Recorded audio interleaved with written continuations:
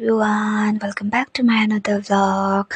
अन्त यो भिडियो चाहिँ मेरो छोराको जर्नी भिडियो जन्मेकोदेखिको अहिलेसम्मको उसको फोटोज भिडियोजहरू छ।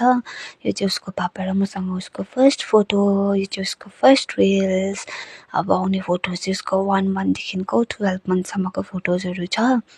अन्त मेरो छोरा चाहिँ 31 डिसेम्बर 2023 मा जन्मेको। अन्त यो भिडियो बनाउनुको कारण चाहिँ अब पछि अब फोनमा त फोन बिग्रिन्ला, फोटोहरू डिलिट हुन्ला, फेसबुकमा हालिरहेको छ भने चाहिँ अब यसमा त डिलिट हुने कुरा होइन, पछिसम्म हुन्छ। उसले उसको चाइल्डहुड मेमोरिजहरू मिस गर्यो भने पनि यो फोटो मतलब यो भिडियो खोलेर हेर्दा हुन्छ नि त। यो चाहिँ उसको बात खुवाइ गरिदिएको थियो 6 महिनामा चाहिँ।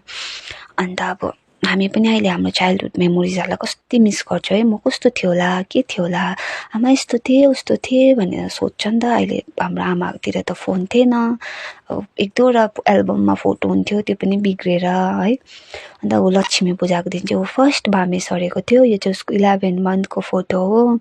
अन्त यो चाहिँ उसको फर्स्ट बर्थडे। अन्त उसको बर्थडे चाहिँ सानो यताउताको नानीहरू बोलाएर मात्रै गरिदिएको थिएँ। अन्त यो चाहिँ उसको फर्स्ट स्टेप 15 फेब्रुअरीमा चाहिँ पहिलोपटक हिँडेको थियो।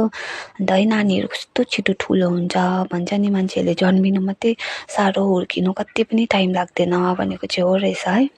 Thanks for watching, bye by.